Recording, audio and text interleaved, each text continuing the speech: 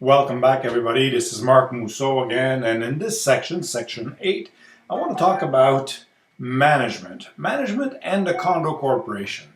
So let's talk about all this so that you understand, or you better understand, what we are offering our investors, our owners, into this project. So let me get to this right now.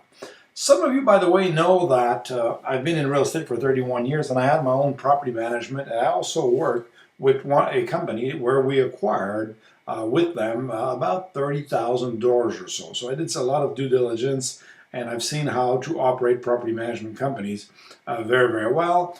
And also, as I did all this, or before that actually, I was responsible for the syndication of about 1,500 to 2,000 units, where we actually pooled investors together and had pooling agreements on income and expense. And I want to talk about this.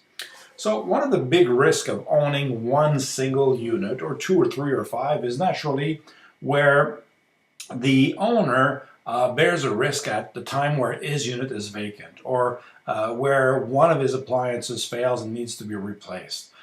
So what that does is that in any given month, you may be hit with a $300, $400, $500, $1,000 expense. You may be hit with the repainting of your suite twice if there was some damage, and so on and so on. So pooling agreements came important where a group of investors got together and said, listen, why don't we just share in a prorated basis all of the income and all of the expense, regardless of which unit is vacant or which unit needs repairs and maintenance. So what that does is that it basically stabilizes your income and your expense. So the benefit to it is that everybody's sharing the risk of all the units, and the only way to really do this is to do it via the condominium unit factor. So you take all of the expenses or all of the income by unit style. So all the one bedroom would be taken into consideration. All the one bedrooms are the same size, same unit factors. You add all the revenues and you divide it by everybody. And then you come up with a blended, basically, income for all the suites. Same thing goes on with all of the expenses. If one suite needs to be repainted this month, the other suite 4 months from now, well, you all share the expense of it. So basically, it stabilizes your cash flow, and it allows you to better prepare for, it lets you better prepare for unknown expenses, basically. So pooling agreement, to my belief, into any project where multiple investors are involved is one of the great ways to minimize your risk. Now, what Bridgeport has also done is that, it's nice, we talked about expenses, but what about if we could, I won't say guarantee, but what I'll say is that, what if Bridgeport Management was your tenant, and we would sign a lease with you guys for 5 years? So we'll take on the risk of vacancy. We'll take on the risk of not having tenants, and you'll be paid by us. There won't be any NSF checks. There won't be any, we're late 3 days and so on, because basically we'll be collecting the rents from all of our units. We'll guarantee, no, we won't guarantee. We'll, as tenants, pay the rent on your property into that pool, and then you'll divide it amongst all the owners. So basically, Bridgeport will sign a lease with every investor, so you will have a 5-year lease that will stabilize your income, and it will increase on a yearly basis to make sure that you'll get about the same cash flow over a duration of 5 years. Well, you also understand that expenses will go up, and we've calculated that in our expense pro forma. So we've increased the revenues just a little enough to cover that increase in expense. So a lease signed by Bridgeport to stabilize your income over the next 5 years. And that's one thing. Now the next thing is that we also know that in any investment properties, guess what? Property management company has paid a fee. In buildings where there is a high turnover, which is what we'll probably have, this will not, well, chances are it will not be a 2, 3, and 5 year term. Management companies normally charge 10%. So if you have a single family home anywhere, they'll charge you a 10% plus a finder's fees.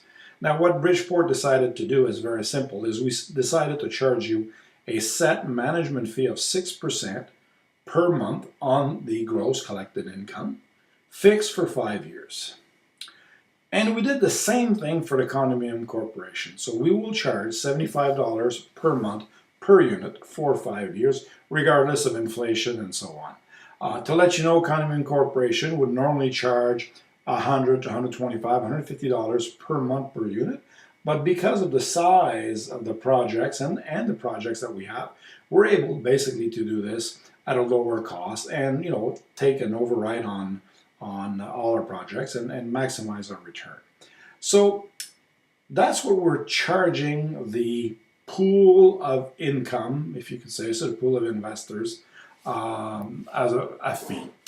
Everything is based on unit factor. And if you understand unit factor, what you do is you take the total square footage of all of the units and you divide this by a dividing number, which is normally 10,000. So if you own 500 out of 10,000, it's 1/20th. So you technically would own, in that case, 5 unit factors, and then you move forward. And everybody, based on their unit size, the number of square foot, in relationship to all the square footage of all the units, gets their unit factors. And condominium fees are charged that ways, and we're using that also for calculation of your rental income and all your expenses in the pooling. Now, here's another risk that investors have when they buy an investment property, and it is condo fees. And we all know about it. The developer comes up, says, listen, condo fees are good this year, but next year we don't know, and so on and so on. What we've decided is we made our budgets, we made our calculation and said, you know what, we're going to cap the condo fees to a certain amount, and you'll see that in your projections, and they will never go beyond this for the next 5 years. So basically that's a way, if you take your rental income, that is, you got a lease for 5 years, which means 0% vacancy, and then you take your condominium fees, which is your common area fees and all that, and these two numbers are secured for you. Well, what you're playing with is what? Is your management fee. It's set. Your condo fee management is set. Your repairs and maintenance, well, they're brand new units, so that should be fairly simple. And also what we're doing is we're making sure that the development, the common areas of the development will be phased out to allow for the maximum impact when you will be ready for resale. We've told you in advance that this is not a short-term. This is not a short-term investment.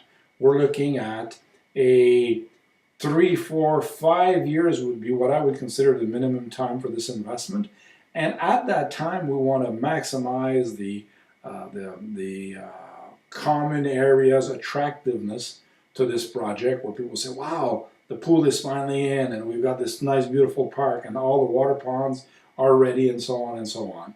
Naturally, we do want to offer our tenants very good services and so on, but the idea is to phase out the expenses of the common areas to minimize your cost, to maximize your revenues. So this is what we want to do as developer in relationship to management and the condo corporation.